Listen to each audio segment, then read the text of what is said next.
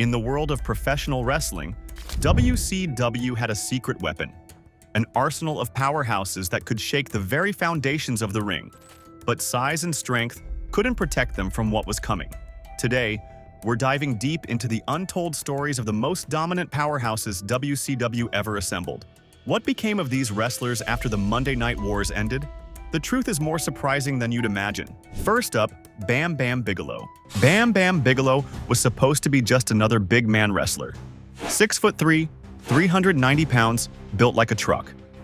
But when he stepped into the ring, something impossible happened. This massive heavyweight started moving like a cruiserweight, flying off the top rope with moves that defied physics. His flame-tattooed head became wrestling's most recognizable image. He main-evented WrestleMania against NFL superstar. Yet somehow, this athletic freak never won wrestling's biggest prize. Behind those iconic flames lies a story of missed opportunities, backstage politics, and a tragic ending that still haunts the wrestling world today. Born in Mount Laurel, New Jersey, Scott Charles Bigelow grew up in a blue-collar environment where toughness mattered more than talent. He was always bigger than the other kids, but he wasn't just big. He was coordinated in ways that didn't make sense for someone his size. While other heavyweight kids moved like they were stuck in mud, Scott moved like he was dancing. In high school, Scott dominated on the wrestling mat and football field, earning varsity letters in both sports. Coaches couldn't believe what they were seeing. Here was a kid who weighed more than most adults, but he could execute takedowns with the precision of a much smaller athlete. He combined raw power with surprising speed. Other wrestlers would try to use their quickness against him, only to discover that Scott was quicker than they were. His third-place finish in the 1979 New Jersey State Wrestling Tournament during his sophomore year highlighted his potential, though a back injury would prevent him from competing in his senior season. As WWE writer Ryan Murphy later put it, he was the most natural, agile, and physically remarkable big man of the past quarter century. But Scott's path wasn't straight. He was a talented amateur with a chaotic teen life.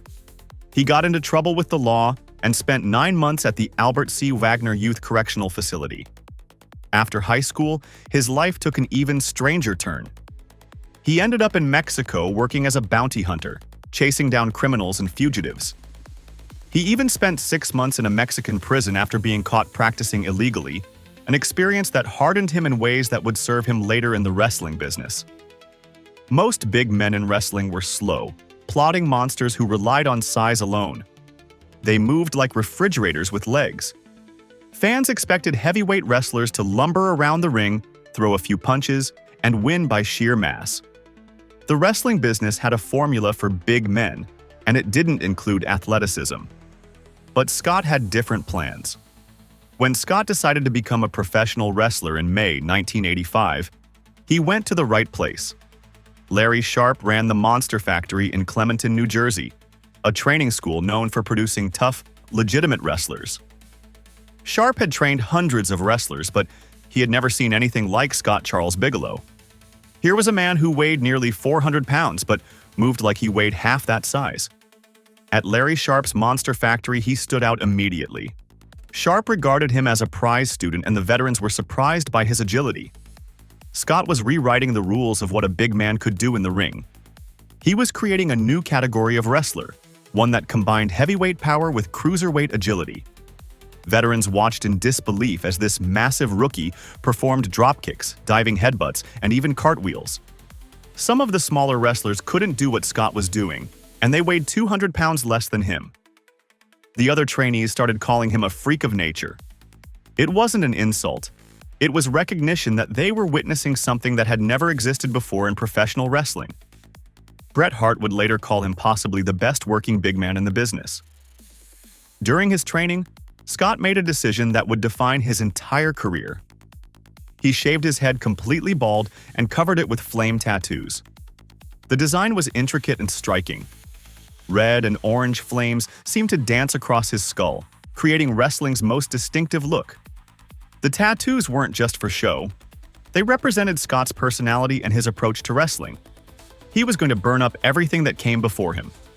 The flame tattoos became his trademark, but they were more than just body art. They were a statement. Scott wasn't going to be another generic big man wrestler. He was going to be unique, memorable, and impossible to ignore. The tattoos made him look dangerous, but his athleticism made him genuinely threatening in ways that other big men weren't. By 1986, Scott had transformed into Bam Bam Bigelow. Wrestling Observer named him Rookie of the Year, recognizing that he was a freak of nature who rewrote the rules. He wasn't just another big man. He was proof that size and speed didn't have to be enemies, but having the skills was only half the battle. Now he needed to prove himself in wrestling's territorial system, where careers were made or broken. Wrestling's territorial system in the 1980s was where careers were made or broken. Every wrestling territory had its own style, its own rules, and its own expectations. Bigelow needed to prove himself in each one. He couldn't just rely on his unique look and athletic ability. He had to show that he could adapt to different wrestling cultures while maintaining what made him special. Traditional big men were expected to be slow and methodical. Fans came to see giants lumber around the ring, throw devastating power moves, and dominate through sheer size. The formula was simple and effective, but Bigelow wanted to revolutionize what a heavyweight could do. He wasn't interested in following the established playbook for big men. He wanted to write his own. His first major breakthrough came in Memphis with the Continental Wrestling Association. Memphis wrestling was known for its intense storytelling and colorful characters. Bigelow fit right in, but not in the way anyone expected. He captured the AWA Southern Heavyweight Championship on July 28, 1986, after winning a battle royal. The victory showed Memphis fans that a big man could work a fast-paced, exciting style. His matches were different from anything they had seen from a heavyweight. However, his reign was short-lived. He lost the title to Jerry Lawler in a Texas death match on September 8, 1986, proving he could perform in different match types while establishing his early credibility with specific opponents and dates. World-class championship wrestling in Texas offered Bigelow a chance to reinvent himself completely. He transformed into Crusher Yurkov, a Soviet monster character that played into the Cold War tensions of the era. The character change taught him valuable lessons about versatility. He learned that he could be more than just the flame-tattooed giant from New Jersey. He could become whatever a promotion needed him to be, while still showcasing his unique athletic abilities. But it was his groundbreaking tours of New Japan Pro Wrestling that truly changed everything. Japanese wrestling culture was completely different from American territorial wrestling. Japanese fans appreciated technical skill and athletic ability over flashy characters and storylines. They respected wrestlers who could perform complex maneuvers with precision. Bigelow learned to blend American power with Japanese technical precision, creating a hybrid style that had never been seen before. In Japan, Bigelow formed one of wrestling's most unlikely partnerships. He teamed with Big Van Vader to create a tag team called Big, Bad, and Dangerous. On paper, it seemed impossible. Two massive men, each weighing over 350 pounds, working together as a cohesive unit. Most observers thought it would be a disaster. Two giants would be too slow, too clumsy, and too limited to function as an effective team. They were completely wrong. The chemistry between Bigelow and Vader was immediate and undeniable. Vader was a former football player who had his own combination of size and athleticism. Together, they created something that had never existed in tag team wrestling. They moved like a smaller, faster team, despite their combined weight of over 700 pounds. They executed double-team maneuvers that required perfect timing and coordination. Japanese audiences were the first to fully appreciate a big man who could work the top rope.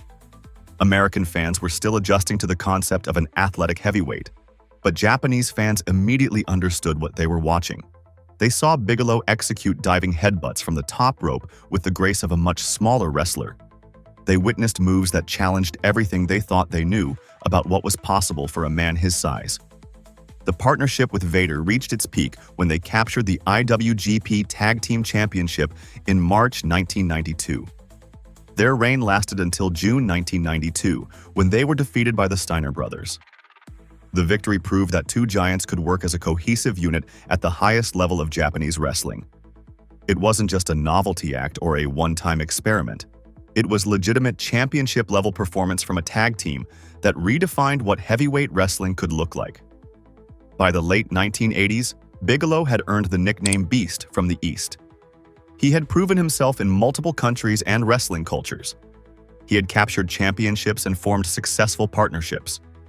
He had shown that his unique combination of size and athleticism wasn't just a gimmick, it was a revolutionary approach to heavyweight wrestling. But success in wrestling's underground territories was one thing. The real test would come when wrestling's biggest company decided to take a massive gamble on an untested giant. Vince McMahon made his move in May 1987. The World Wrestling Federation was expanding nationally at breakneck speed, and McMahon was taking his regional promotion and turning it into a national powerhouse.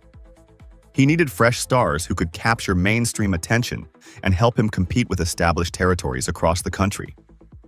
The company was looking for wrestlers who could immediately connect with audiences who had never seen them before. McMahon saw something special in Bam Bam Bigelow. Here was a wrestler who looked completely different from anyone on the WWE roster. The flame tattoos made him instantly recognizable. His athletic ability set him apart from every other big man in wrestling. McMahon believed that Bigelow could become the next big thing in professional wrestling.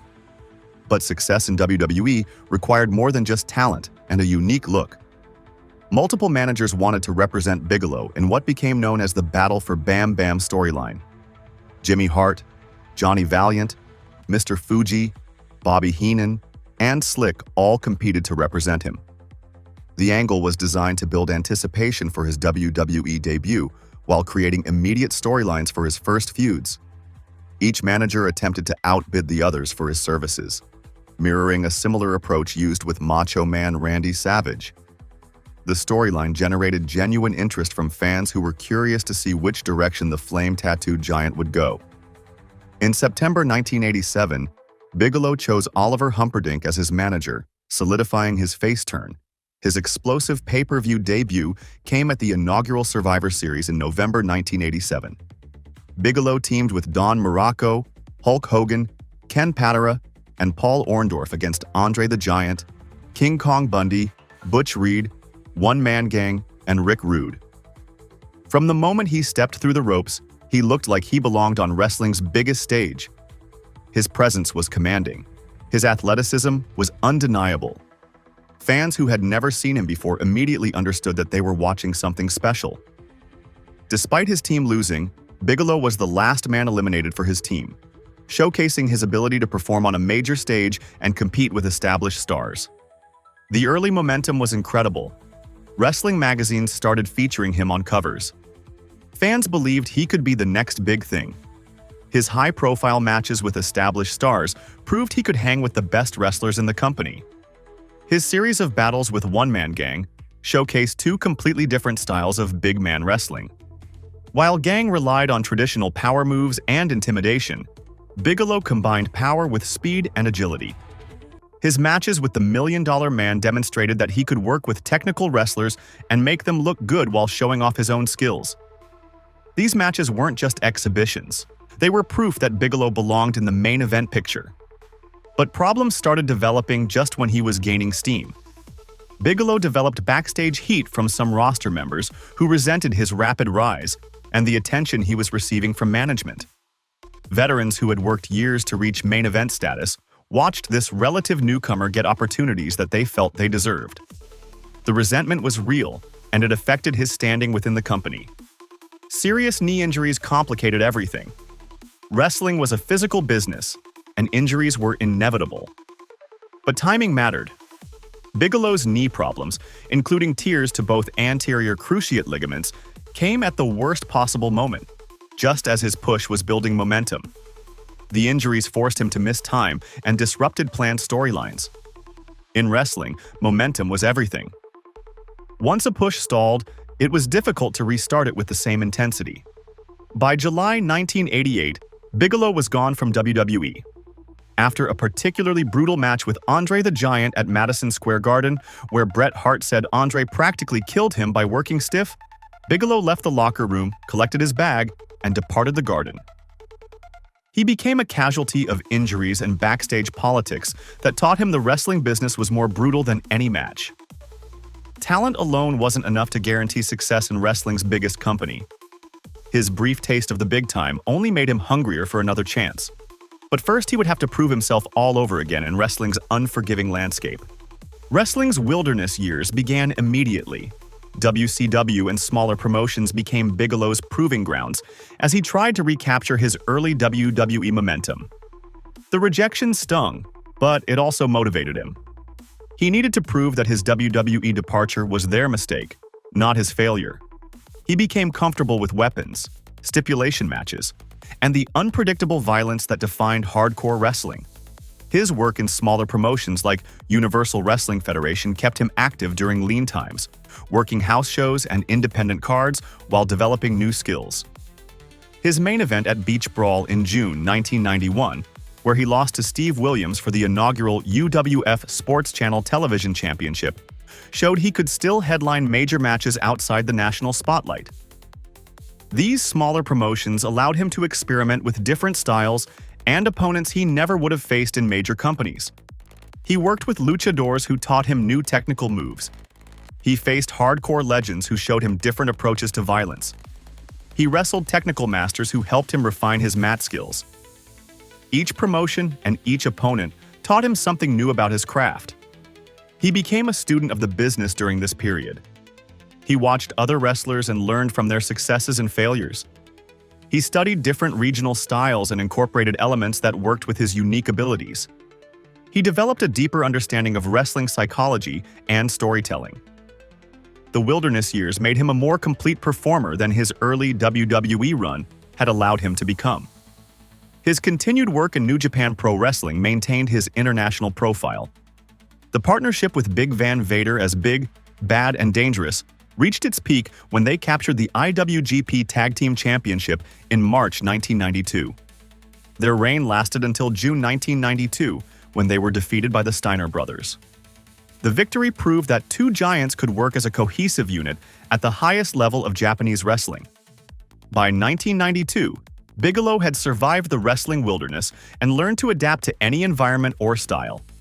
He had proven himself in hardcore matches, technical contests, and everything in between. He had worked with legends and unknowns. He had faced adversity and come out stronger. The experience had changed him from a promising rookie into a seasoned veteran who understood the wrestling business from top to bottom. The flame tattoos were still there, and his athletic ability remained remarkable. But now he had something he didn't have during his first WWE run. He had the knowledge and experience that only came from fighting through the wilderness and surviving. Wrestling's biggest company was about to discover what they had let slip away. Vince McMahon decided to give him another chance in October 1992. Bigelow's return came with Luna Vachon by his side and a determination to reach the top. He had learned hard lessons during his time away from the company. The political games, the backstage maneuvering, the importance of allies in the locker room. This time would be different. He wasn't the naive rookie who had been chewed up and spit out 4 years earlier. The wrestling landscape had changed dramatically during his absence. New stars had emerged. Old favorites had faded away. The entire business was evolving at breakneck speed. Bigelow needed to prove he could compete with a new generation of stars who had different styles and different approaches to the business. Wrestlers like Bret Hart and Shawn Michaels were changing what it meant to be a top guy in wrestling. Technical ability was becoming more important than just size and power. His return started strong with victories on WWE Superstars and WWE Wrestling Challenge. These weren't main event matches, but they showed that the company was serious about pushing him again. Management was giving him wins and building momentum. His January 1993 pay-per-view return at the Royal Rumble was decisive. He defeated Big Boss Man convincingly, showing fans that he was back and ready for bigger things. The victory sent a clear message that Bigelow was being positioned for another major push. His house show battles with Bret Hart for the WWE World Heavyweight Championship proved he belonged in the title picture. These matches weren't televised, but they were crucial for his development. House shows were where wrestlers tested new ideas and worked out the details of their matches. Bigelow and Hart had chemistry that translated into compelling contests. Even though he didn't win the championship, these matches showed that he could work with the company's top technical wrestler and make both of them look good. His impressive run to the King of the Ring final in June 1993 came within one match of a major tournament victory. He defeated Jim Duggan in the quarterfinals and received a bye to the semifinals. The tournament format was designed to create new stars and give wrestlers credibility. Reaching the final was a significant achievement that positioned him as a legitimate contender. His loss to Bret Hart in the tournament final was disappointing, but it marked his third pay-per-view main event appearance in less than 2 years. Luna Vachon was introduced as his valet in June 1993 and added a violent, eccentric presence that fit his character perfectly. Luna was one of the few female managers who could match the intensity of her wrestlers. Her wild appearance and aggressive personality complemented Bigelow's athletic menace. Together, they formed a team that stood out in a crowded roster of generic combinations. The chemistry was real, and it showed in their performances. His alliance with the $1 Million Corporation came when Ted DiBiase announced that he had bought Bigelow's contract on the June 27, 1994 episode of Monday Night Raw.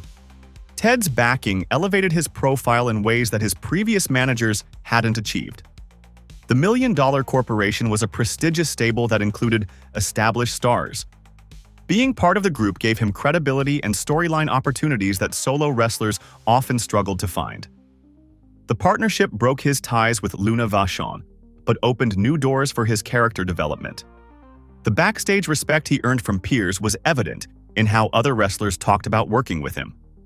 His professionalism and work ethic were recognized by veterans who had seen countless wrestlers come and go. He showed up prepared, worked hard in the ring, and made his opponents look good. These qualities were valued in the wrestling business where egos could destroy careers.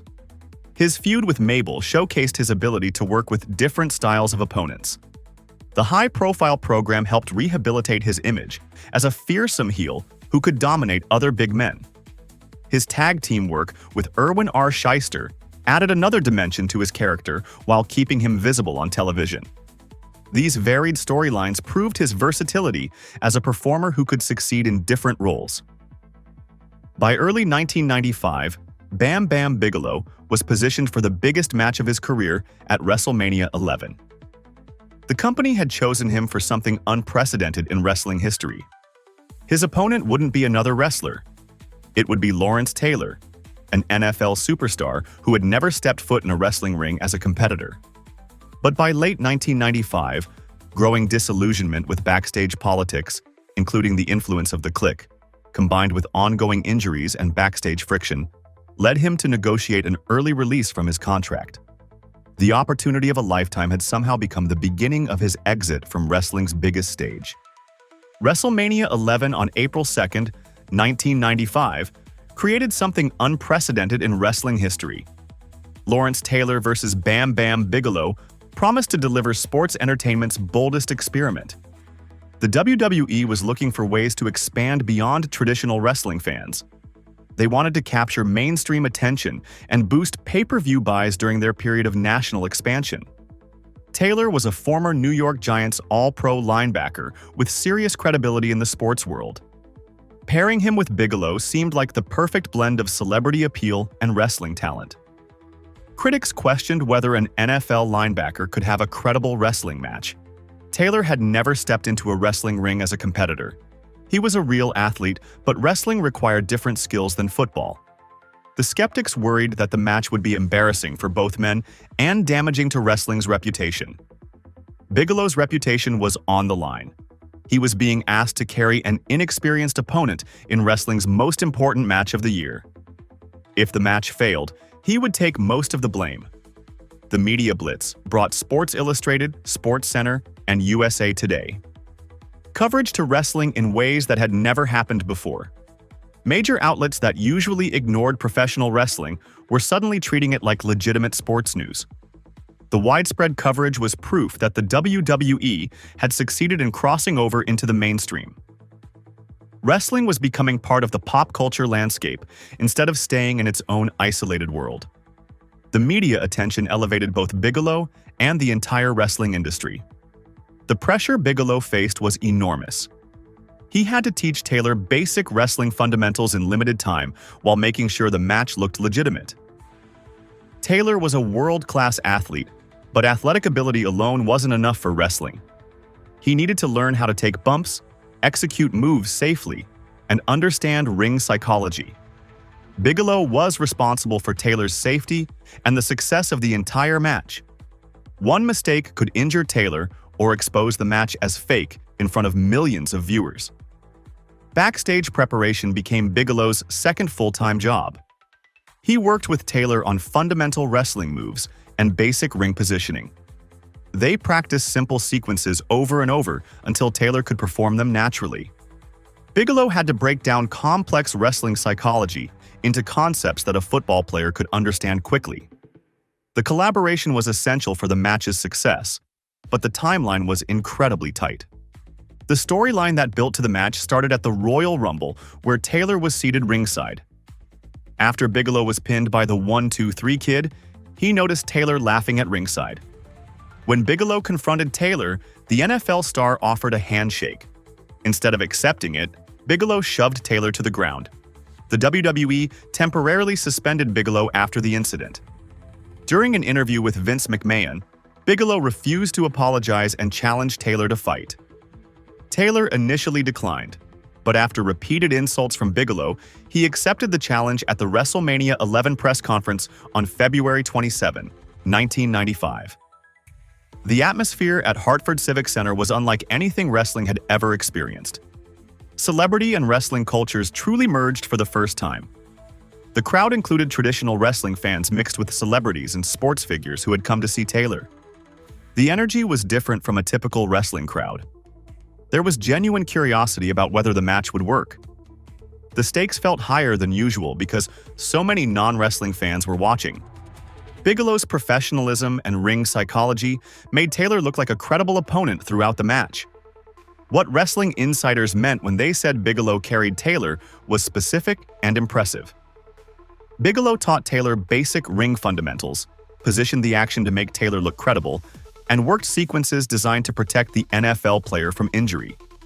He guided Taylor through every sequence without making it obvious to the audience. His experience became crucial in making the match flow better than most critics expected. The match became the main event of WrestleMania 11, with Taylor ultimately winning. This placement showed the WWE's confidence in the match's drawing power. They believed it could generate more interest than traditional wrestling matches between established stars. The decision proved that celebrity involvement was becoming a major part of wrestling's future business model. Despite losing the match, Bigelow proved he could anchor wrestling's biggest stage and carry any opponent. His performance was professional and convincing. He made Taylor look legitimate while putting on an entertaining match for both wrestling fans and mainstream audiences. This represented the high watermark of his mainstream visibility, but backstage realities and creative decisions meant it did not translate into a sustained WWE World title push. The biggest night of his career had somehow become a ceiling rather than a launching pad. Wrestling politics would define the rest of his WWE career in ways that talent alone couldn't overcome. Despite his WrestleMania success, Bigelow found himself trapped in a frustrating pattern of near misses and political roadblocks. The wrestling business was supposed to reward talent and drawing power. Bigelow had both. He had proven himself on wrestling's biggest stage. He had carried a mainstream celebrity to a credible match. He had generated media coverage that brought new eyes to the product. But none of that seemed to matter when championship opportunities came around. His challenge to Diesel for the WWE Championship on the April 24, 1995 episode of Monday Night Raw represented his closest shot at the title he deserved. The match was positioned as a legitimate title opportunity, not a token gesture. Diesel was the company's chosen champion, a 7-foot giant who represented the new direction of WWE programming. Bigelow had the skills and credibility to take the title from him. The match had all the elements needed for a championship change, but backstage forces were already working against him. Backstage politics, among them the growing influence of the Clique, combined with mistimed injuries and shifting creative priorities, helped keep Bigelow from a sustained world title push. The Clique was a backstage group that included wrestlers like Shawn Michaels and Kevin Nash. His willingness to work with Lawrence Taylor at WrestleMania had put him in a favorable position within the company initially. Management appreciated his professionalism and his ability to make difficult situations work. But that goodwill didn't translate into championship gold. It seemed like being reliable and professional was actually working against him. He was seen as someone who could be counted on to do whatever was asked without complaining. That made him valuable, but not valuable enough to be champion. By late 1995, Bigelow made the difficult decision to leave WWE again, still searching for a promotion that would fully appreciate his talents. His departure marked the end of his best chance at becoming a world champion in wrestling's biggest company. The flame-tattooed giant who had main-evented WrestleMania was walking away empty-handed once again. But sometimes the most desperate situations force wrestlers to discover what they're truly capable of achieving. Extreme Championship Wrestling offered Bigelow something WWE never did: championship opportunities and creative freedom to show his range. ECW used him differently than larger promotions had. The promotion encouraged innovation and rewarded wrestlers who could think outside traditional boundaries. Paul Heyman believed in giving wrestlers the tools they needed to succeed rather than forcing them into predetermined molds. ECW's hardcore style seemed like a poor fit for a technical wrestler, but Bigelow was ready to adapt once again.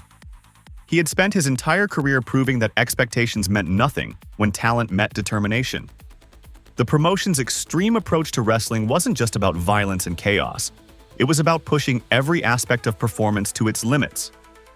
Wrestlers were expected to tell compelling stories while performing at the highest physical level possible.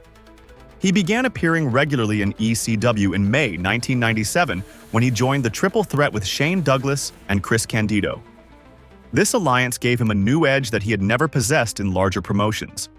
Douglas was ECW's franchise player, a wrestler who understood how to work within the promotion's unique culture. Candido was a technical master who could match Bigelow's athletic ability.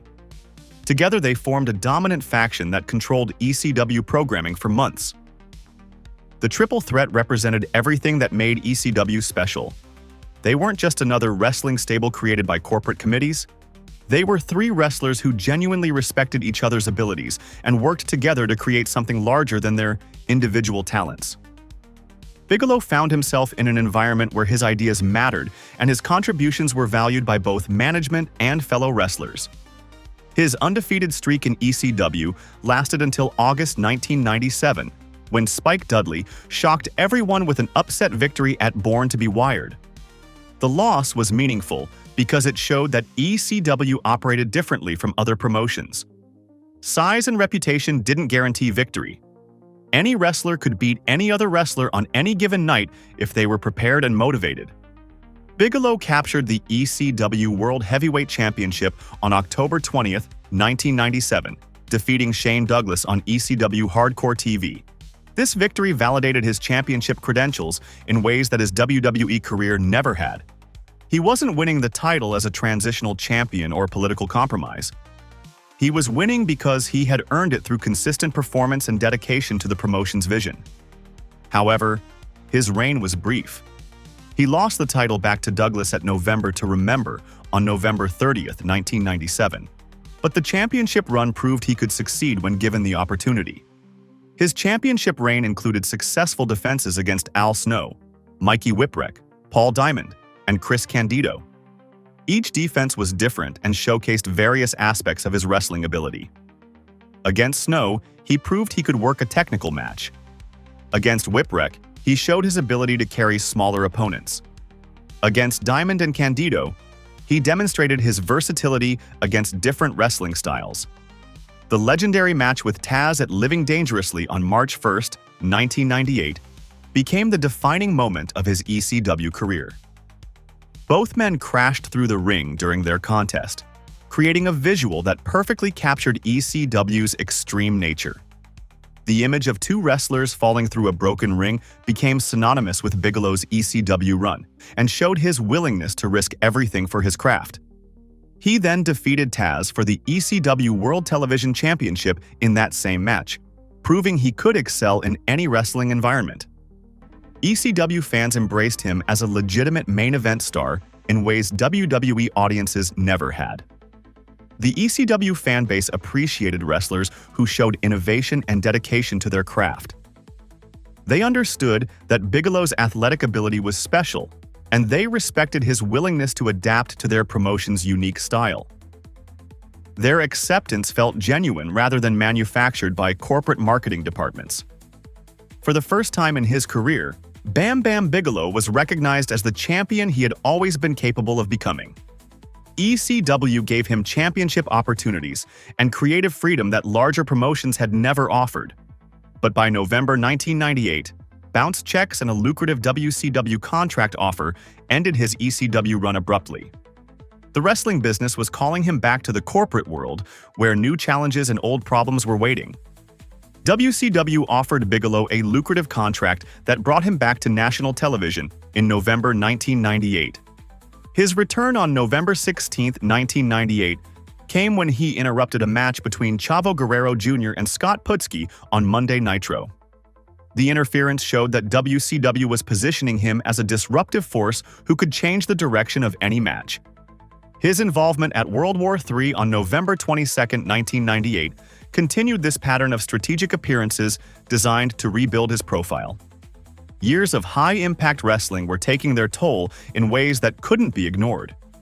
His innovative style had come with a price that was now being paid in full. Traditional big men who stayed on the ground and threw punches had longer careers.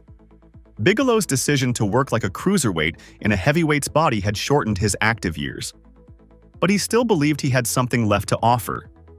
The formation of the Jersey Triad with Diamond Dallas Page and Chris Kanyon in 1999 gave him one last chance at tag team success. Page was a former WCW World Heavyweight Champion who understood how to work within the company's political structure. Kanyon was an innovative wrestler who shared Bigelow's commitment to athletic excellence.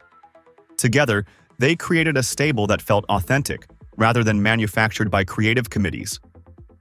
On May 31, 1999, Bigelow and Page challenged Raven and Perry Saturn for the WCW World Tag Team Championship. The match demonstrated the kind of teamwork that had made Bigelow successful throughout his career. After attacking Raven before the match started, Page and Bigelow faced Saturn alone until Chris Kanyon joined as a substitute. The Jersey Triad pinned Kanyon to win the championship, creating an interesting dynamic where Kanyon was both a member of the winning team and the person who lost the match. Their championship run under the Freebird rule allowed any two members to defend the title at any time. This arrangement was perfect for Bigelow's physical condition because it meant he could rest when his body needed recovery time. His heroic real-life rescue of 3 children from a house fire on July 4, 2000 proved his character outside the ring in ways that no wrestling storyline ever could. Bigelow suffered second-degree burns to 40% of his body during the rescue and spent 10 days in the hospital recovering from his injuries. The incident increased his reputation for being completely fearless, but it also added to his growing list of physical problems. His battle with serious health issues was becoming impossible to ignore.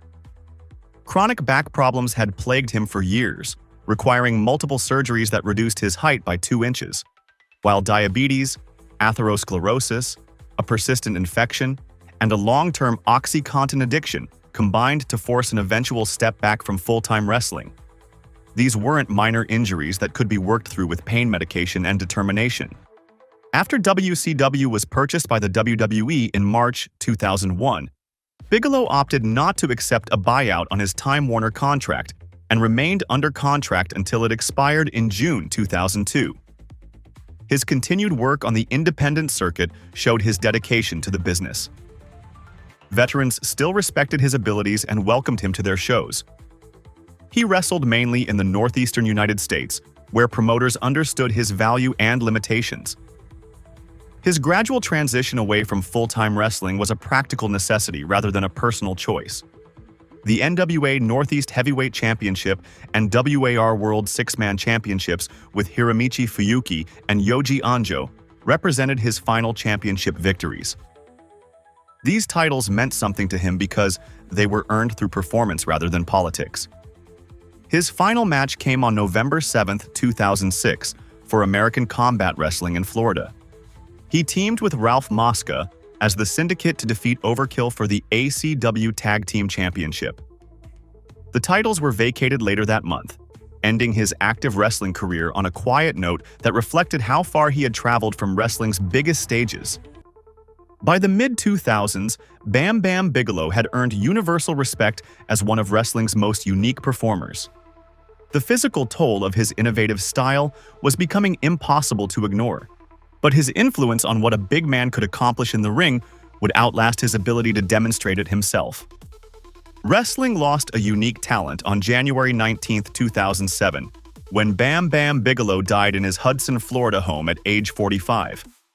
The autopsy found multiple drugs, including toxic levels of cocaine and benzodiazepines, with atherosclerosis as a contributing factor. The medical examiner ruled his death accidental. His absence from the WWE Hall of Fame reflects several factors. He never held a major world championship in WWE. His prime was split among multiple companies rather than a single dominant run, and personal and health problems affected his later career. Despite never winning WWE's top prize, he headlined WrestleMania, captured the ECW World Heavyweight Championship, and earned universal respect from peers. As Bret Hart said, he was possibly the best working big man in the business. Next up, Hulk Hogan. Hulk Hogan in the 80s was more recognizable than the president and more influential than politicians. From body-slamming Andre the Giant to starring in Hollywood blockbusters, he didn't just wrestle, he conquered American culture itself. However, fame came with consequences that would later threaten everything he represented. But whether you loved him or hated him, this man changed wrestling forever. From a bass player in Tampa to wrestling's biggest star, to a legend whose complex legacy will be debated long after his passing, this is the untold story of Hulk Hogan. Terry Gene Bollea was born in Augusta, Georgia in 1953, but his family moved to Port Tampa, Florida when he was just 1 year old. Growing up in Tampa, Terry developed two passions that would shape his early adult life. He loved professional wrestling and spent countless hours watching matches at the Tampa Sportatorium. He cheered for Dusty Rhodes and dreamed about what it would be like to perform in front of crowds. But his more immediate passion was music, specifically the bass guitar. Terry spent hours every day practicing his bass guitar skills in his bedroom. He wasn't just fooling around with the instrument. He was serious about becoming a professional musician and making it big in the music industry. The bass guitar became his obsession during his teenage years. He learned every song he could get his hands on and studied the techniques of famous bass players. His dedication to music was so intense that he decided to drop out of the University of South Florida in 1976 to pursue his musical dreams full-time. He joined several local bands in the Tampa Bay area, including one called Ruckus, that gained real popularity on the local scene. The band played at venues throughout Florida and built a following that made Terry believe music could be his future. Terry stood out in every band he joined, but not always for the right reasons. At 6 feet 7 inches tall, he towered over his bandmates and looked out of place on stage with most musical groups. His height made him an oddity in the Florida music scene where most bass players were average-sized. But the reality was that Terry's music career had hit a ceiling. Ruckus and his other bands played the same circuit without any real breakthrough to the next level. The money was inconsistent and the future looked uncertain. His massive frame seemed better suited for something else entirely. Everything changed during a routine workout at Hector's Gym in Tampa. Hector's Gym was a well-known training ground and social hub for professional wrestlers in the area. Terry went there to stay in shape and noticed professional wrestlers training in a section of the gym. He watched them practice their moves and was fascinated by their athleticism and showmanship. The wrestlers noticed Terry too. Jack and Jerry Briscoe were training at the gym that day, and they were impressed by Terry's imposing size and natural physical presence. The Briscoe brothers were respected figures in the wrestling world, and they had an eye for talent. They approached Terry and asked if he had ever considered professional wrestling as a career. Terry had been a wrestling fan since childhood, but he had never thought about it as a realistic career option for himself. The Briscoe brothers were convinced that Terry had the physical tools to succeed in wrestling. They connected him with Hiro Matsuda, a respected wrestling trainer who worked with Championship Wrestling from Florida. Matsuda agreed to train Terry, but he warned him that the wrestling business would break most men both physically and mentally. Terry fit that role perfectly with his 6 feet 7 inches frame and natural physical presence. He played the cocky bad guy who thought he was better than everyone else in the locker room. His job was to make the crowd angry, and he was good at it from the very beginning. Fans genuinely despised this character because he represented everything they didn't like about bullies and show-offs. Wrestling promoters were thrilled with the reaction Terry generated as a heel. Crowds would boo him loudly whenever he appeared, which was exactly what they wanted from their new villain. The louder the boos, the more successful he was at his job. He learned how to work the crowd's emotions and make them invested in seeing him lose. This skill would become crucial to his later success as a fan favorite, but at the time, he was focused on being the best bad guy possible. His natural charisma was obvious even when he was playing a character that fans hated. Wrestling veterans backstage noticed something special about his presence in the ring. He had an ability to command attention that couldn't be taught or faked.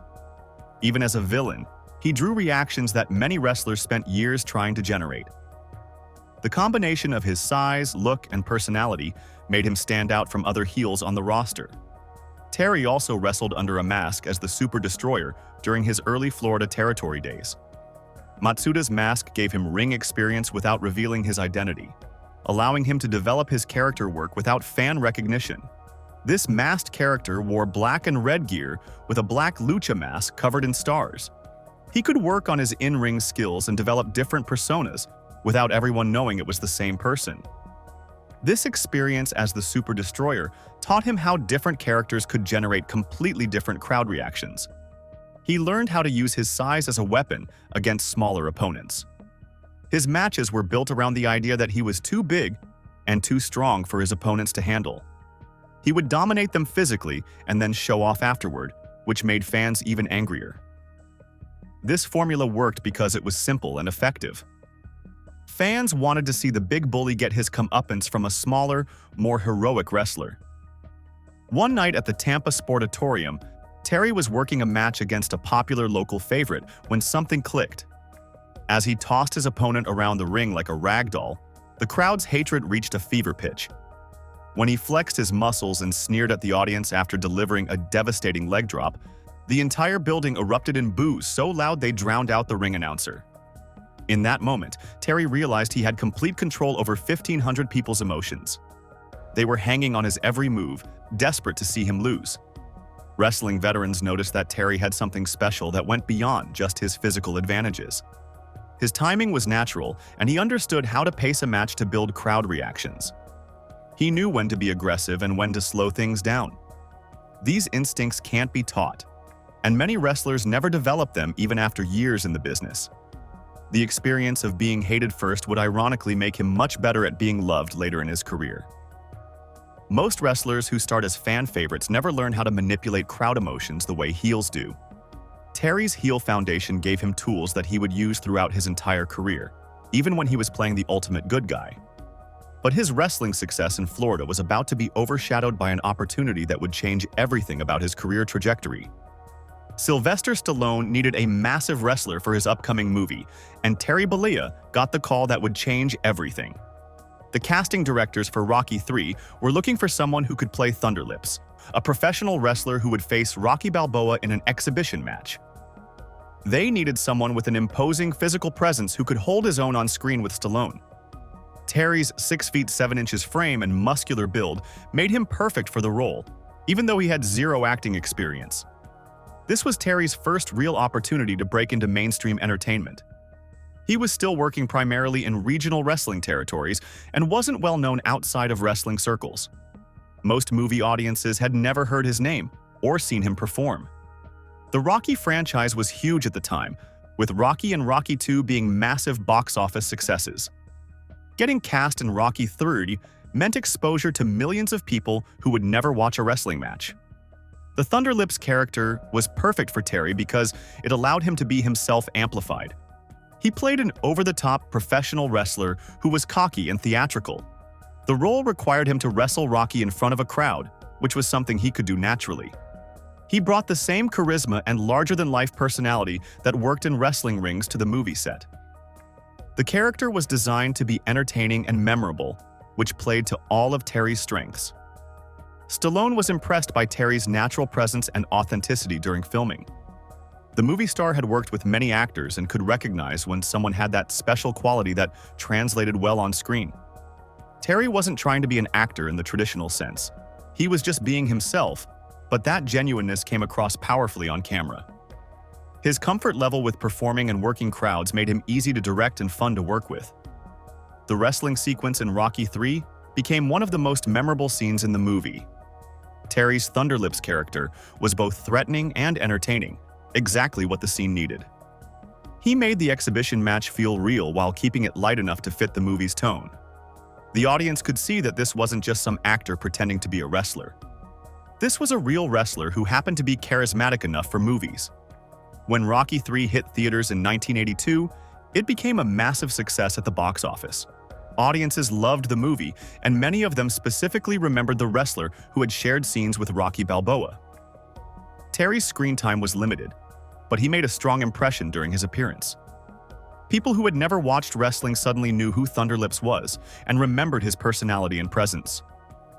Wrestling promoters across the country started paying attention to what had happened. They realized they had a performer who could appeal to mainstream audiences beyond traditional wrestling fans. The movie proved that Terry had crossover potential that most wrestlers lacked. He wasn't just big and athletic. He had the kind of charisma that worked on the biggest stages and could connect with different types of audiences. The mainstream credibility from Rocky III opened doors that had been closed to wrestlers before. Television producers and other entertainment industry people started seeing wrestlers as potential mainstream personalities, rather than just athletes who performed for niche audiences. Terry had proven that wrestlers could work in other forms of entertainment if they had the right combination of physical presence and personality. His appearance in Rocky III had given him something that money couldn't buy: credibility with general audiences who didn't follow wrestling. He was no longer just a regional wrestling attraction. He had become a nationally recognized personality with proven crossover appeal. Wrestling offers started coming in from bigger territories, including the AWA and New Japan Pro Wrestling. The movie role demonstrated that Terry had something special that transcended the wrestling business. His natural charisma and ability to connect with audiences worked just as well in Hollywood as it did in wrestling arenas. This mainstream success had caught the attention of wrestling promoters everywhere, but one promoter in particular was watching more carefully than the rest. Vince McMahon Jr. had inherited a successful regional wrestling promotion from his father, but he wanted something much bigger. The World Wrestling Federation was profitable in its northeastern territory, but McMahon Jr. saw an opportunity that no one else in the wrestling business was willing to pursue. He planned to take the WWF National and break the territorial system that had controlled professional wrestling for decades. This was a massive financial gamble that could destroy everything his family had built. The territorial system worked like an unwritten agreement between wrestling promoters across the country. Each promotion stayed in its own geographic area and didn't compete directly with other territories. Promoters would occasionally share talent or coordinate storylines, but they respected each other's boundaries. This system had worked for decades and kept the wrestling business stable. McMahon Jr. cut ties with the National Wrestling Alliance in 1983 and was about to tear the entire system apart. His expansion plan required enormous financial investment and carried huge risks. He needed to secure television deals across multiple markets, invest in higher production values, and acquire the best talent from competing territories. The WWF would have to run shows across the entire country and compete directly with established regional promotions. If the plan failed, McMahon could lose everything his family had spent decades building. The key to success was finding a performer who could appeal to television audiences across different regions and demographics.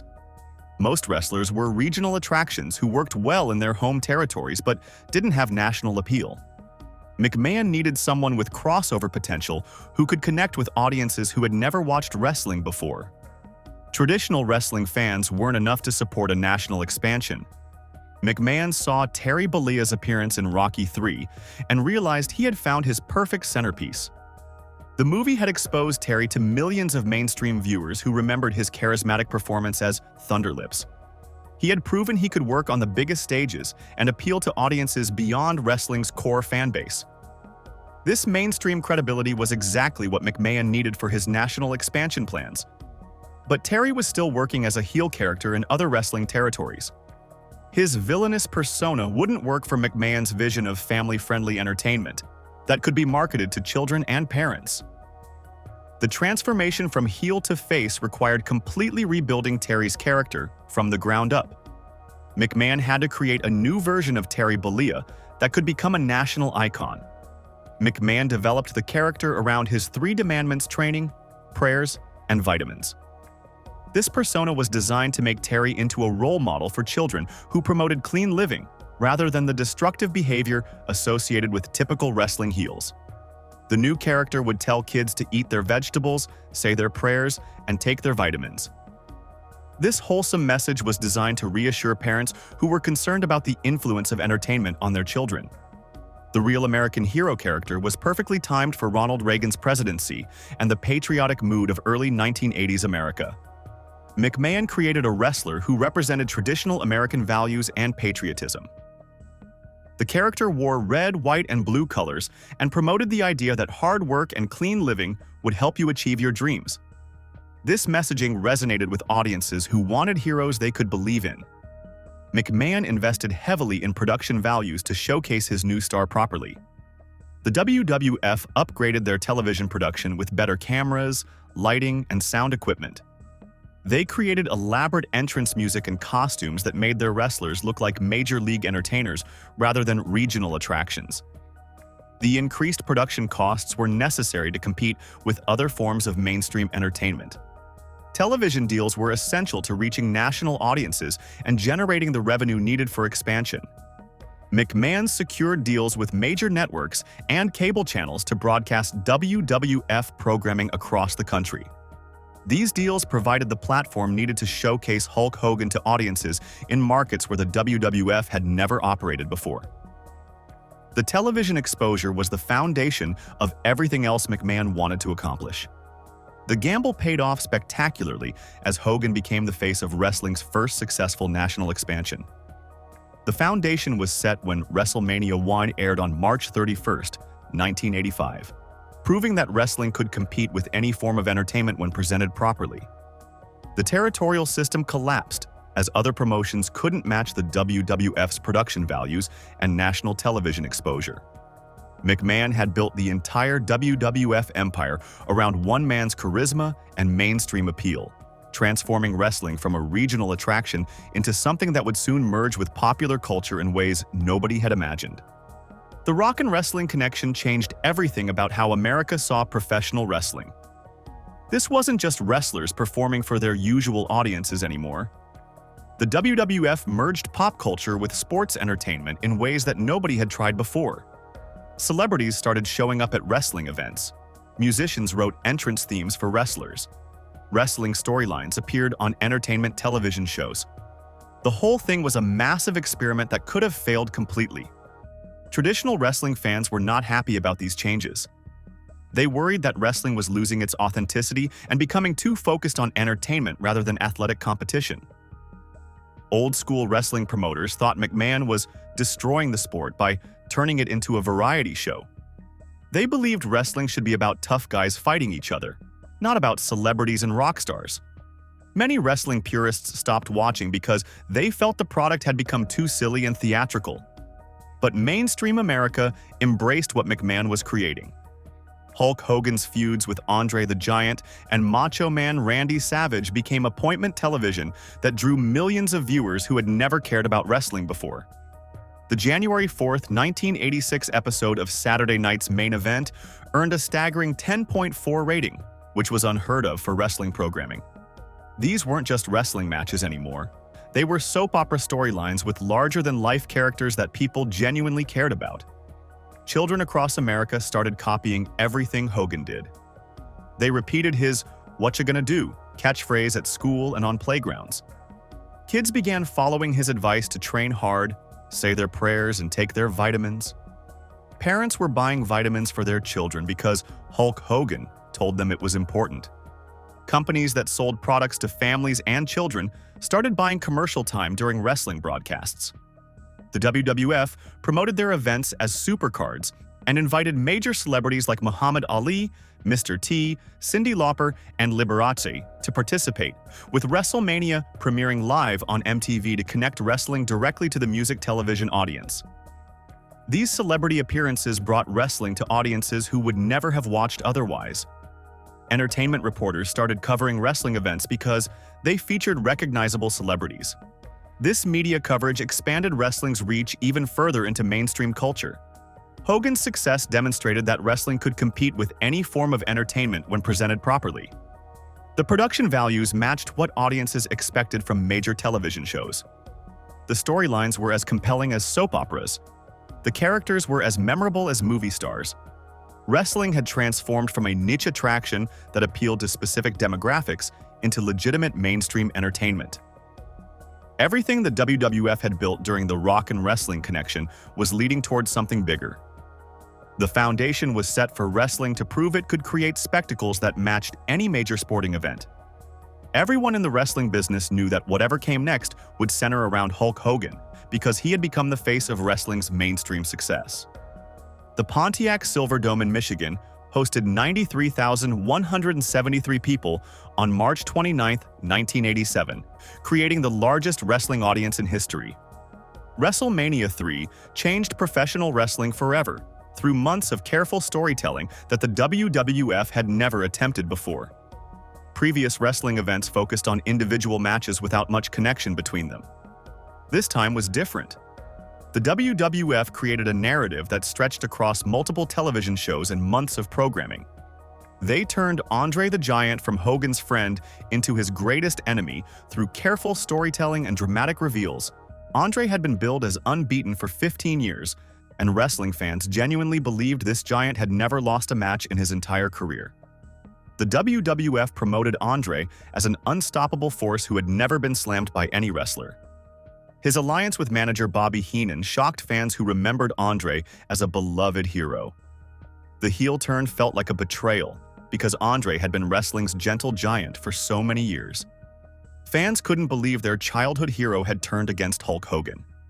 The build-up included Andre physically attacking Hogan on television in ways that seemed genuinely violent. He ripped Hogan's shirt and cross necklace off during a confrontation on Piper's Pit. The attack looked brutal and personal rather than the usual wrestling theatrics.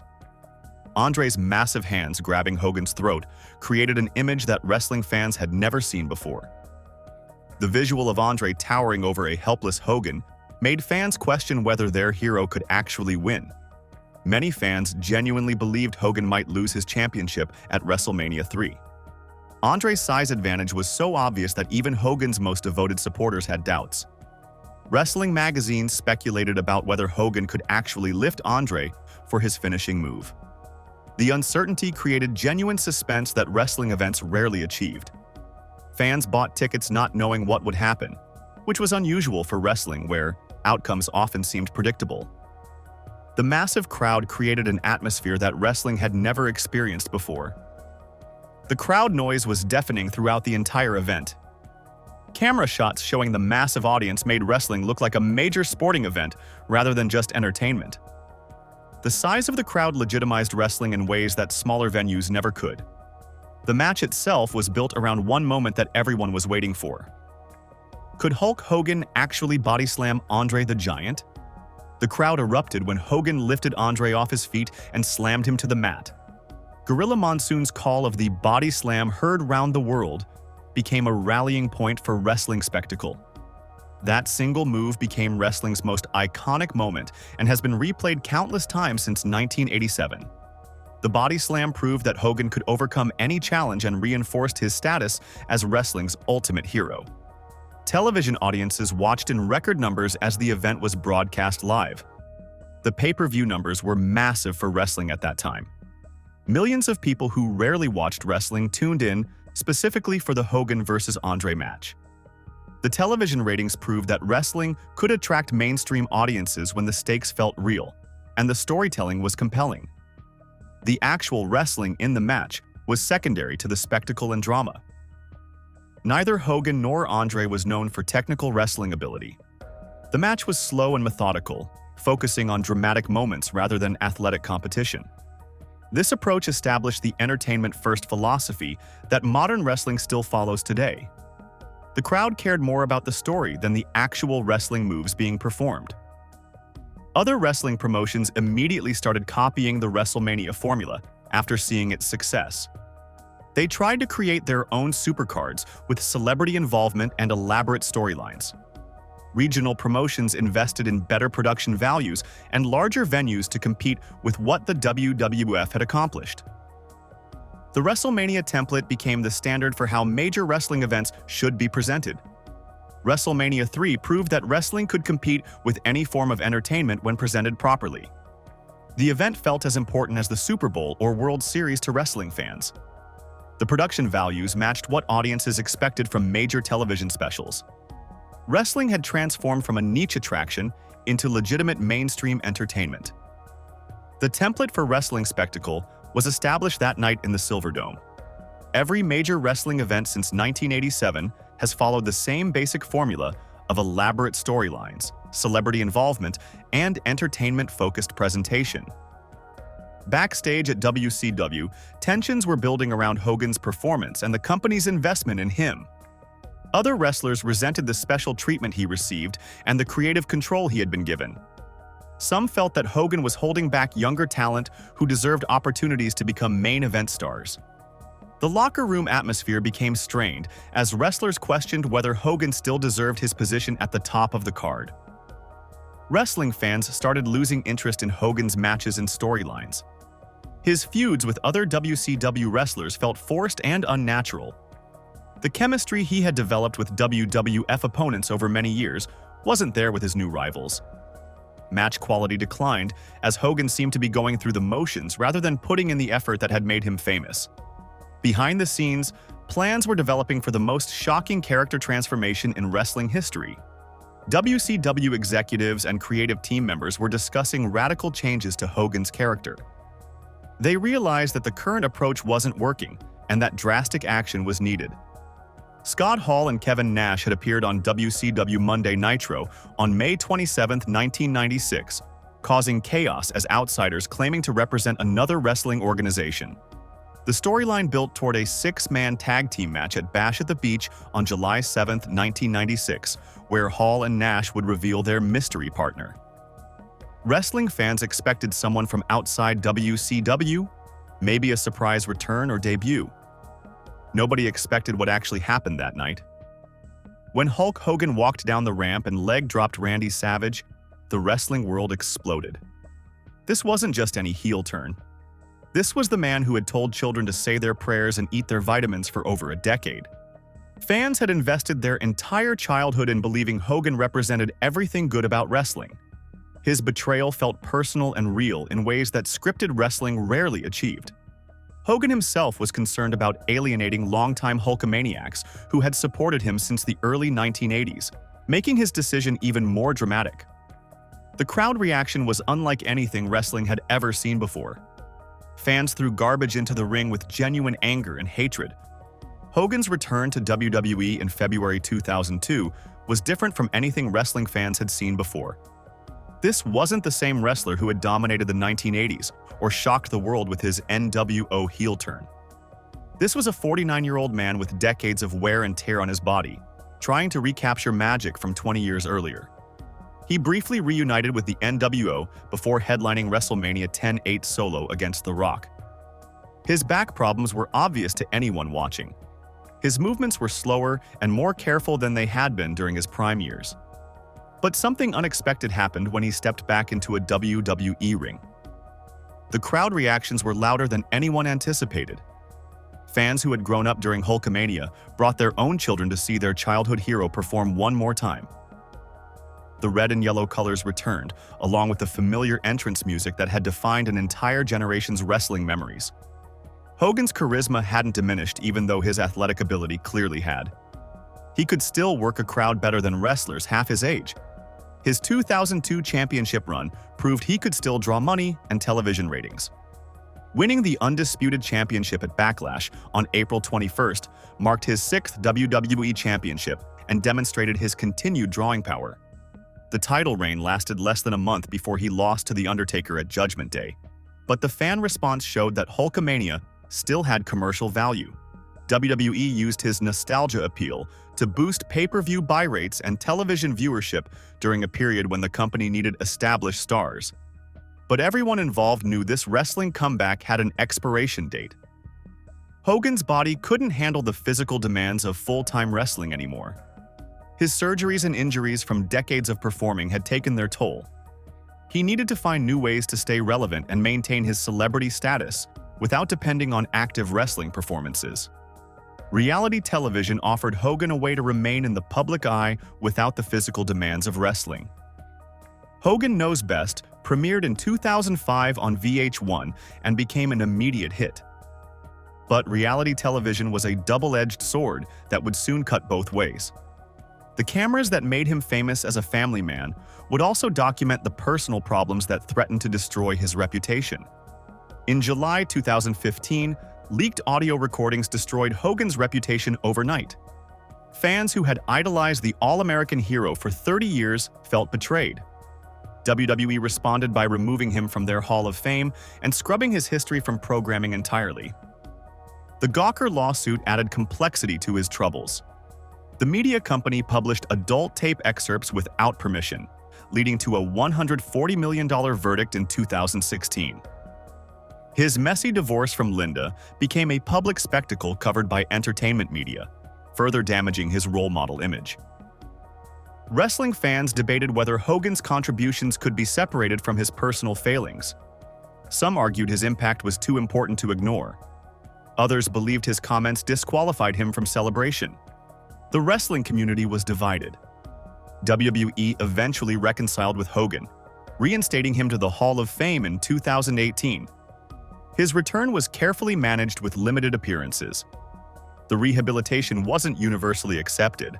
Some fans welcomed him back while others remained angry. But at the end of the day, I think he's still just a human. He got more hate than any man deserves. Humans make mistakes.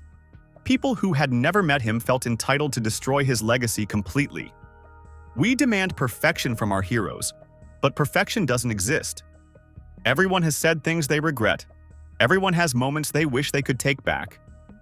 The difference is, most of us don't have those moments recorded and broadcast to the world. Despite the controversies that marked his later years, Hogan's contributions to wrestling and popular culture remained undeniable. On July 25, 2025, the wrestling world lost its most transformative figure when Terry Bollea passed away at age 71 at his Clearwater Beach home. In death, Hogan's monumental impact becomes even clearer. He didn't just make wrestling mainstream, he created the blueprint for modern celebrity culture itself. 4 decades later, every crossover star, every viral moment, every entertainment spectacle still follows the path that Hulk Hogan carved through the American consciousness forever. Rest in peace, Hulkster. Next up, Lex Luger. Lex Luger was one of wrestling's most impressive physical specimens. WWE invested millions positioning Luger as the next Hulk Hogan, only for him to lose his championship dream at SummerSlam '93. But that failed moment was just the beginning of Luger's shocking story.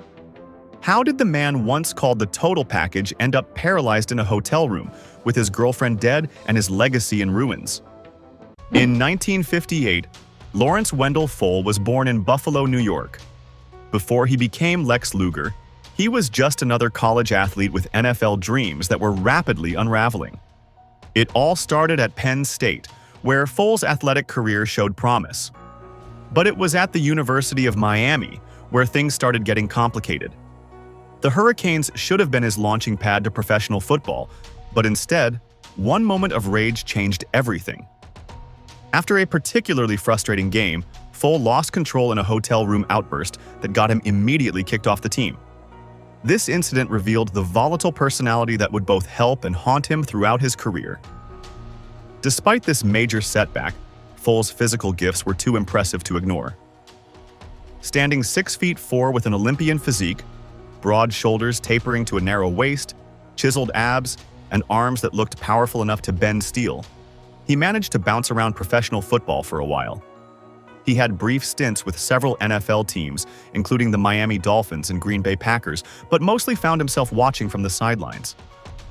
His USFL career with the Memphis Showboats and Tampa Bay Bandits showed slightly more promise, but football clearly wasn't working out. It was during this period of career limbo in Tampa when fate stepped in. Two wrestling stars, Hiro Matsuda and Barry Windham, spotted Foal at a local gym. Where football had failed to harness his raw athletic potential, wrestling seemed the perfect canvas for his gifts.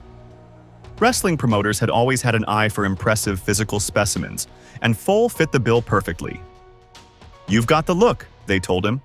"Have you ever considered professional wrestling?" For a struggling athlete facing the end of his football dreams, this suggestion was a lifeline. Foal agreed to train under Matsuda, not fully understanding what he was getting himself into. Matsuda wasn't just any trainer. He was notorious for his brutal methods. This was the same man who had famously broken Hulk Hogan's leg during training to test his commitment to the business. If you trained with Matsuda, you were proving your toughness. The training was grueling.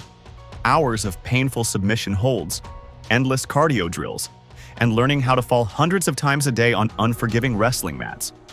Many would have quit, but Foal's determination, the same stubbornness that had gotten him into trouble before, now became his greatest asset.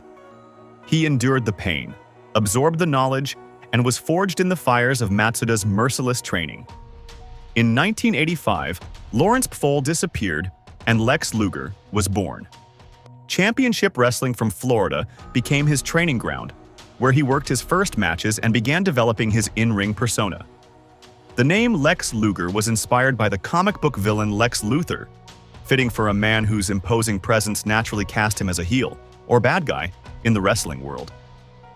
What made Luger stand out immediately was how quickly he adapted to the ring. Most athletes transitioning to wrestling look awkward for years, but Luger moved like he'd been born to do this. His combination of power moves, surprising agility, and natural charisma made promoters take notice right away. Eddie Graham, the legendary promoter running Championship Wrestling from Florida, saw dollar signs in Luger. He quickly moved him up the card, giving him matches against increasingly prominent opponents. Within months, Luger was already working with established stars and holding his own. By 1987, just 2 years after his debut, Luger accomplished something almost unheard of for such a newcomer. He defeated Nikita Koloff for the NWA United States Heavyweight Championship. This was the second most prestigious championship in the National Wrestling Alliance. For a wrestler with barely 2 years of experience, this was the equivalent of a rookie quarterback winning the Super Bowl MVP. The victory established Luger as more than a pretty face with muscles. He was now officially a force in professional wrestling, a legitimate star who could headline shows and draw crowds. Football washout to wrestling sensation in less than 3 years. But as Luger held that United States Championship, his career was about to transform completely when wrestling's most prestigious faction came calling. The Four Horsemen, led by the nature boy Ric Flair himself, had their eyes on the muscular phenomenon. This was wrestling royalty, the elite table that few ever got to sit at. In the NWA Jim Crockett Promotions landscape of 1987, the Four Horsemen represented the gold standard of wrestling excellence. Ric Flair, Arn Anderson, and Tully Blanchard were masters of technical ability who made opponents look foolish with their precision while living the high life outside the ring. They weren't about flash or gimmicks. They were simply the best. What made the Horsemen decide to gamble on Luger? With just 2 years of experience, he was hardly the polished performer that defined the group's reputation. But what Luger lacked in technical expertise, he made up for with his imposing physique and undeniable star potential. The contrast was striking, like adding a sledgehammer to a set of surgical instruments. The elegant, technically brilliant Horseman recruited this physical specimen who relied primarily on power moves. Luger brought raw power that we simply didn't have before, Ric Flair would later reflect. He completed our arsenal. This created a fascinating dynamic within the group. Flair, Anderson, and Blanchard wrestled with precision and skill, while Luger brought intimidating presence. He was their muscle, their enforcer, a different flavor that complemented the group's established style. The benefits for Luger were immediate and substantial. Almost overnight, he went from promising rookie to sitting at the table with wrestling's elite. The mentorship he received behind the scenes proved invaluable. Every night, he watched masters of their craft work. Every ride between towns became a classroom where Flair, Anderson, and Blanchard shared wisdom about psychology, timing, and the business aspects of wrestling. These lessons accelerated Luger's development in ways that would have been impossible on his own. His confidence grew with each match, and his in-ring performances became more nuanced. He began incorporating subtleties he'd learned from his Horseman stablemates. Little things like proper timing, facial expressions that told a story, and understanding when to showcase power versus when to sell his opponent's offense. The association elevated Luger's status exponentially. Being a Horseman meant higher profile matches against top talent. Television time increased. His face appeared on more promotional materials. The rub from Flair, widely considered the greatest world champion of that era, gave Luger instant credibility. When fans saw him standing alongside these established stars, they naturally viewed him as belonging at that level. But success in wrestling rarely comes without complications. As Luger grew more comfortable in his role and gained popularity with fans, subtle tensions began brewing within the faction. The Horsemen had always been Flair's group. He was the unchallenged leader, the world heavyweight champion, the man fans paid to see. But now, Luger's impressive physique and improving skills were drawing attention and admiration, particularly from female fans. What started as friendly competition gradually evolved into something more complex. Luger's ambition became increasingly evident. He wanted more than just to be Flair's backup. He wanted to be the star. The United States Championship around his waist was prestigious, but the group's hierarchy was clear. Flair's World Heavyweight Championship was the crown jewel. The question became inevitable. Was Luger content being second in command, or did he have his eyes on Flair's position at the top? Wrestling promoters recognized the natural tension developing and began planting the seeds for what would become one of the most significant storylines in NWA history. The cracks in the Horsemen's unity became more apparent week by week. Small misunderstandings escalated into visible frustration. Flair's flamboyant personality and championship status meant he received the lion's share of attention, something that didn't sit well with the increasingly confident Luger. The breaking point came in dramatic fashion in 1988. During a championship cage match, the Horsemen turned on Luger in one of wrestling's most memorable betrayals. The attack transformed Luger overnight from villain to hero, as fans rallied behind the man who had stood up to the arrogant Horseman. No longer the muscle behind Flair, Luger emerged as a legitimate main event star in his own right, one with a ready-made rivalry against the most hated group in wrestling. The fans rallied behind Luger after his split from the Four Horsemen, but nobody could have predicted what would follow. Despite having everything a champion should possess, the size, the look, the fan support, Luger's career would become defined by something that defied logic, an uncanny ability to come up short when the world title was within his grasp. As 1988 rolled into 1989, Luger found himself in the spotlight as Ric Flair's primary challenger. Their rivalry electrified arenas, with the total package portrayed as the physical superior who could dethrone wrestling's nature boy. Match after match, Luger dominated physically, tossing Flair around like a rag doll, applying his devastating torture rack with precision, and whipping crowds into a frenzy as they chanted his name and pounded the railings in anticipation. But then, the pattern would emerge. A referee distraction, a missed opportunity, a sudden reversal. Somehow, Flair would escape with his title intact, leaving fans slumped in their seats in disbelief. "I thought this was finally it," one fan famously shouted after their Clash of the Champions match, where Luger had Flair beaten for a solid 3 count before the referee revealed he'd been knocked out of position. Behind the curtain, WCW bookers deliberately crafted Luger as the eternal challenger, someone powerful enough to seem like a threat but who would never quite reach the championship. This booking strategy kept ticket sales strong while preserving Flair's position atop the company, but it came with a personal cost. Backstage, Luger grew increasingly frustrated with his role as perpetual runner-up, reportedly confronting management about his career trajectory, while fans continued to invest in his seemingly endless chase. At first, fans accepted this as part of the storyline.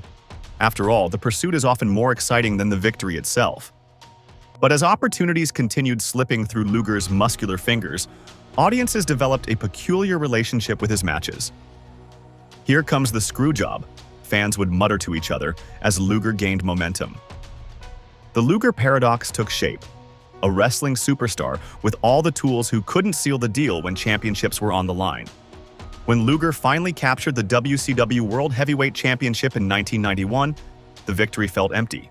His championship to the WWF. Luger wasn't defeating his longtime nemesis. He was filling a vacancy.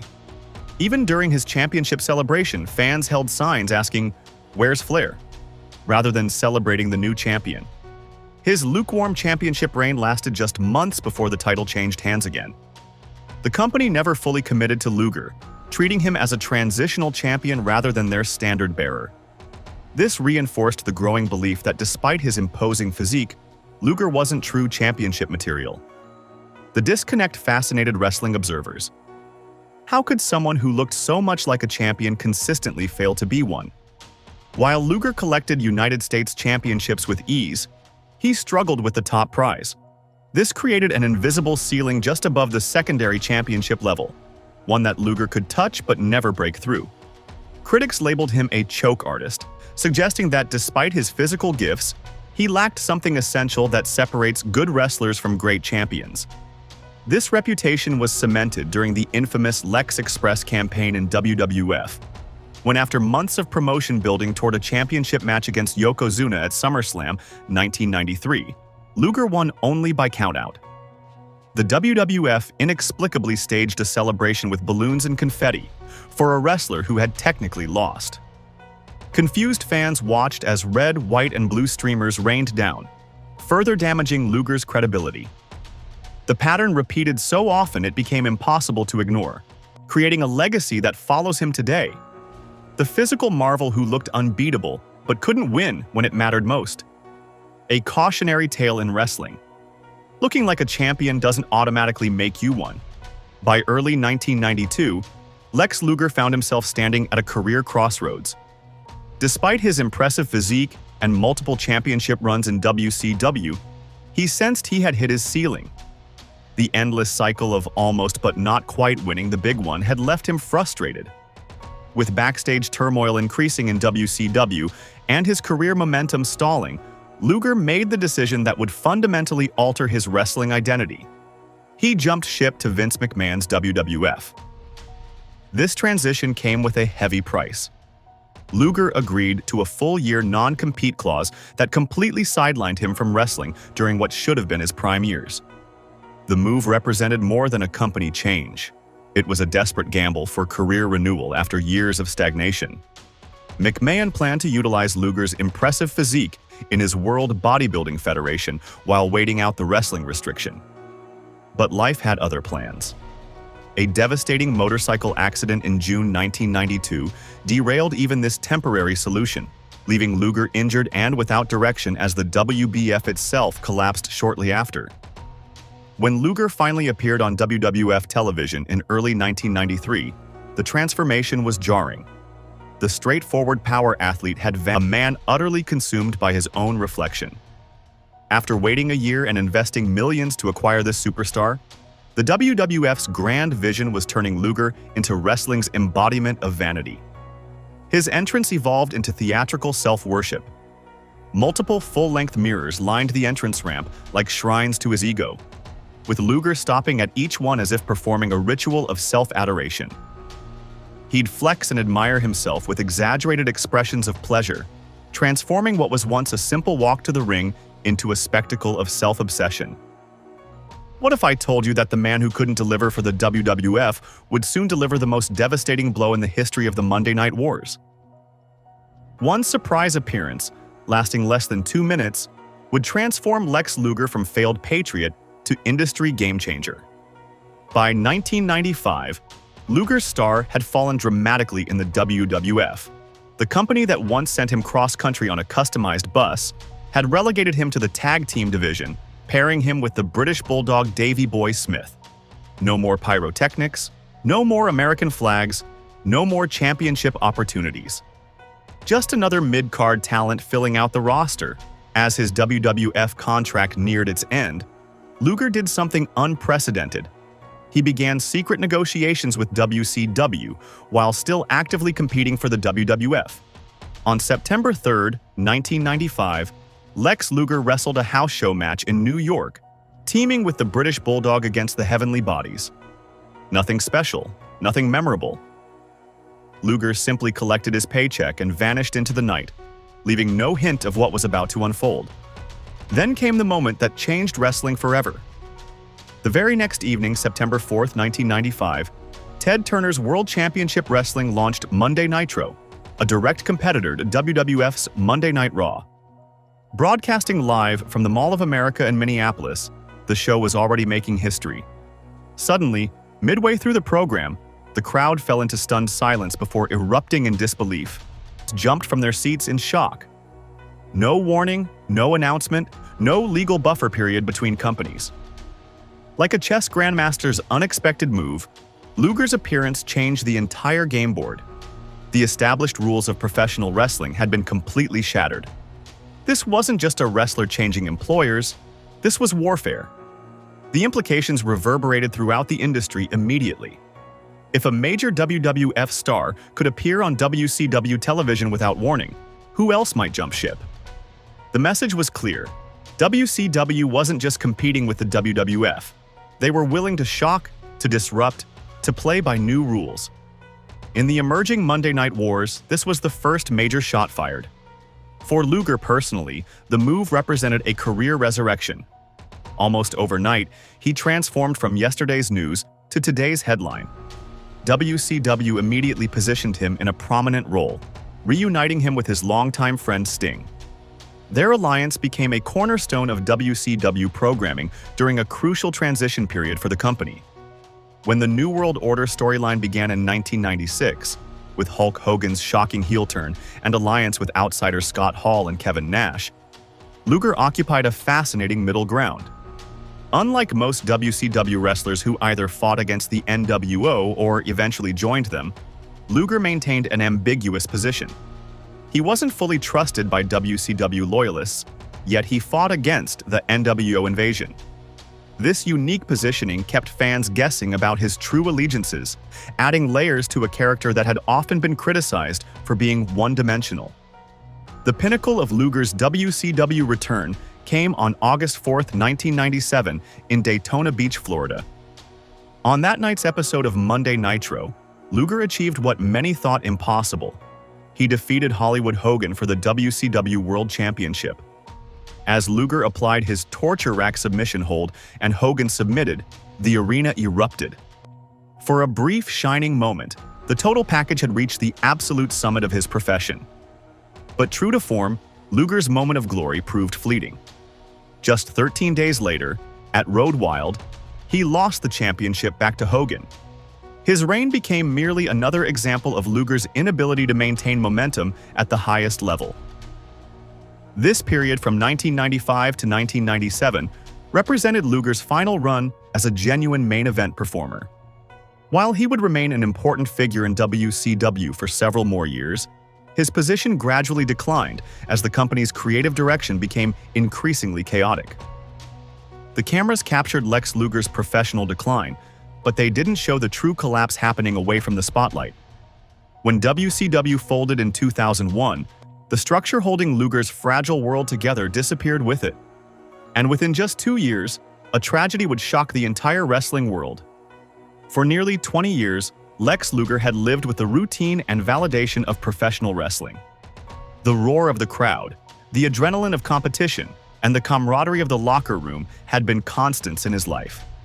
When Ted Turner's wrestling empire crumbled, Luger faced something more challenging than any opponent in the ring: a life without direction or purpose. "Wrestling was all I knew," Luger later admitted in interviews. "When that was gone, I felt like my identity was gone with it." In this vacuum, his relationship with Elizabeth Hewlett, known to wrestling fans as Miss Elizabeth, became his anchor. They had begun working together in WCW, where Elizabeth had been a manager and on-screen personality. After her divorce from Randy Savage, their professional connection evolved into a personal relationship as they both navigated the uncertain waters of post-WCW existence. The pressures mounted quickly. Maintaining a wrestler's physique without the structure of a major promotion pushed Luger towards substance abuse. Elizabeth, too, struggled with the adjustment. "We were like two drowning people trying to save each other," Luger would later reflect in his autobiography. Their relationship deteriorated rapidly. On April 19, 2003, police responded to their shared townhouse in Marietta, Georgia. The scene was alarming. Elizabeth with visible injuries, and Luger, once celebrated for his heroic persona, arrested for battery. The former champion who had battled Hulk Hogan was now fighting demons far more dangerous than any ring opponent. Just 3 days after the domestic violence incident, while driving through Cobb County, Luger rear-ended another vehicle. Police discovered him driving with a suspended license and carrying a handgun. This second arrest in less than a week revealed a man spiraling completely out of control. The tragic climax came on May 1, 2003. Emergency services responded to a frantic call from their Marietta townhouse. Responders found Elizabeth unconscious. Despite their efforts, she was pronounced dead after being rushed to a nearby hospital at just 42 years old. The wrestling world reeled from the shock. Elizabeth Hewlett was the First Lady of Wrestling, a pioneering female manager whose elegance had made her beloved by fans throughout the 1980s and early 1990s. Her relationship with Randy Savage had created wrestling history, and now she was gone under devastating circumstances. "I couldn't process it," former wrestler Diamond Dallas Page said. Elizabeth was wrestling royalty. To lose her this way was unthinkable. When police searched the residence, they uncovered a disturbing reality: steroids, human growth hormone, and prescription painkillers in abundance. The toxicology report confirmed Elizabeth died from a lethal mixture of painkillers and alcohol. For Luger, the legal consequences were immediate. Prosecutors charged him with multiple felony counts for possession of controlled substances. The physique that made him famous now stood as evidence of his crimes. Combined with the earlier battery and weapons charges, Luger's fall from grace was complete. Faced with overwhelming evidence, Luger pleaded guilty. The court sentenced him to probation, mandatory drug testing, and fines. Though the legal punishment wasn't severe, the public judgment was crushing. In a heartbeat, the total package became wrestling's cautionary tale. "I hit rock bottom," Luger later said. "I lost everything that mattered. My career, Elizabeth, my reputation, all of it." The tragedy exposed professional wrestling's dark underbelly. On October 19, 2007, everything changed. A Titan suddenly grounded, Luger found himself on a domestic flight when he felt a strange sensation. Within moments, the man who once body-slammed 500-pound Yokozuna couldn't move his arms or legs. A stroke in his spinal cord had transformed one of wrestling's most physically impressive specimens into someone completely dependent on others. A crushing blow to a man whose identity had been built on physical dominance. Doctors delivered a grim prognosis, offering no guarantees he would ever walk again. For nearly a month, Luger remained immobile, trapped in the prison of his own body. The psychological impact hit harder than any wrestling move he'd ever endured. The former champion now waged an internal battle more challenging than any match. "When you're laying there and you can't move, you have a lot of time to think," Luger reflected in later interviews. In that stillness, forced to confront his mortality and limitations, something profound began to take shape. Each small victory in rehabilitation, moving a finger, lifting an arm, required marathon effort from a man who once performed feats of strength effortlessly. By June 2008, after months of grueling therapy, Luger achieved what many considered impossible. He stood with assistance and began taking tentative steps with a walker. Progress continued slowly but steadily. By 2010, he was walking more comfortably and even driving again, though the recovery remained incomplete. His body, once a sculpted marvel at 275 pounds of muscle, transformed dramatically, shrinking significantly as his condition changed. But as his physical presence diminished, something else within him grew stronger. During these darkest hours, Luger experienced a spiritual awakening that overshadowed any championship he'd ever won. The wrestler who had measured his worth in titles and physique discovered something more enduring. Becoming a born-again Christian gave Luger purpose beyond his physical abilities. "I found my identity," he explained. "For so long, I was just a body. Now I understand there's more to life than that."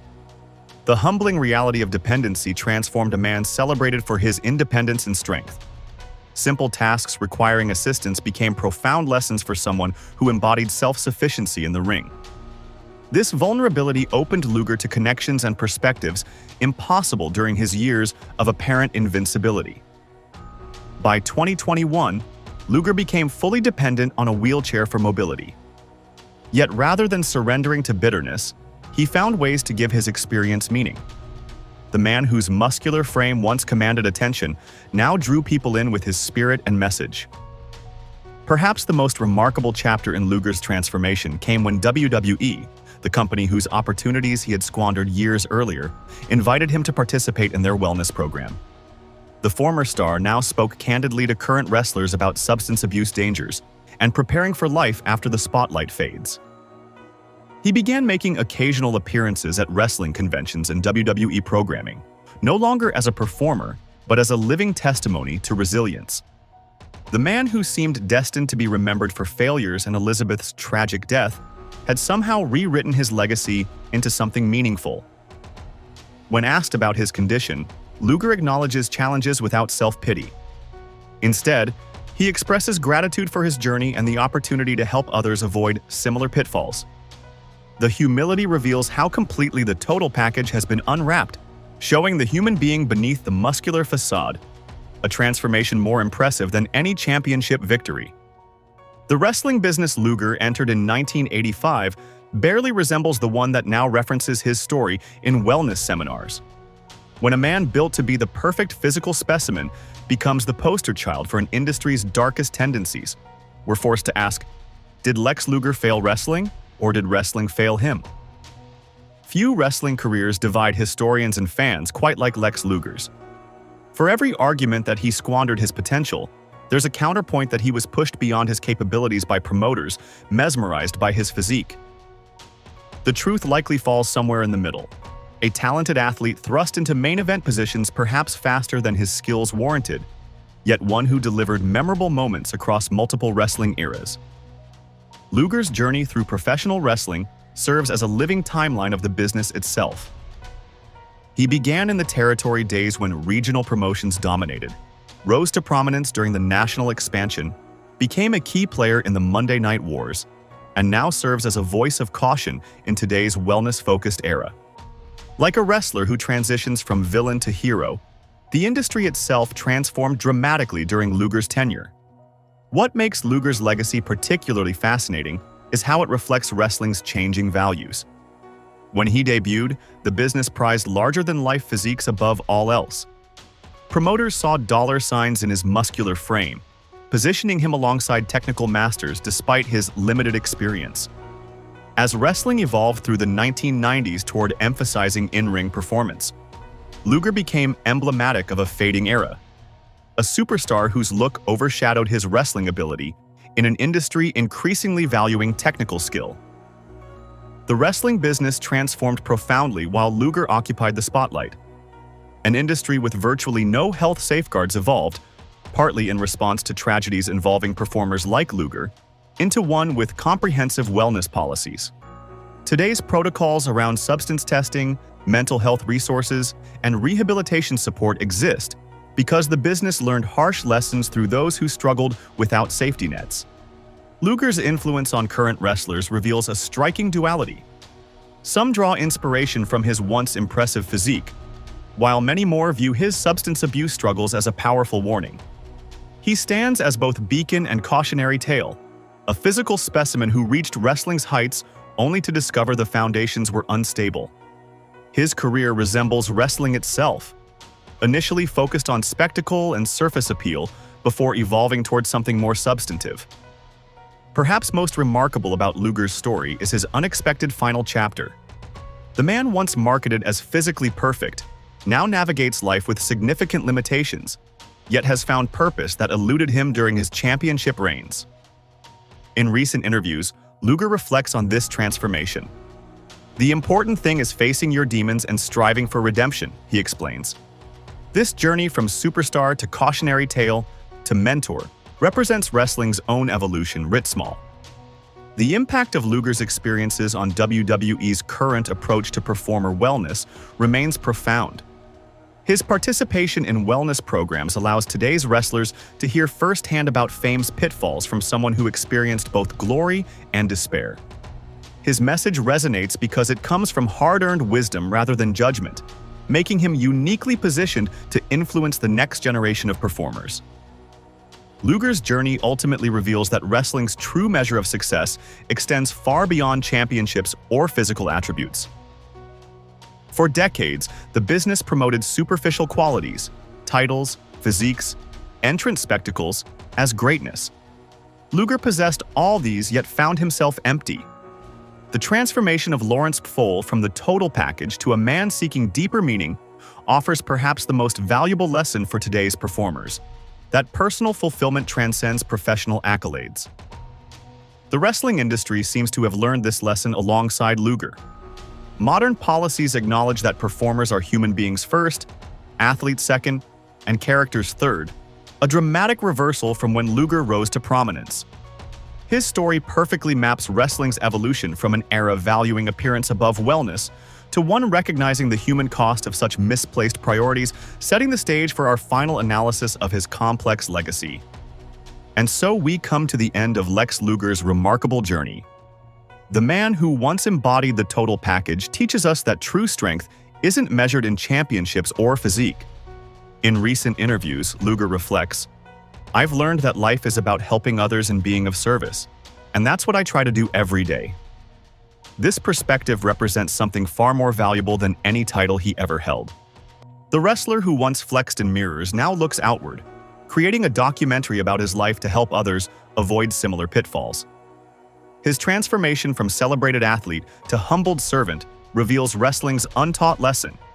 That genuine fulfillment comes not from adoration, but from serving others. The total package's greatest victory wasn't in the ring, but in discovering his true purpose when the spotlight faded.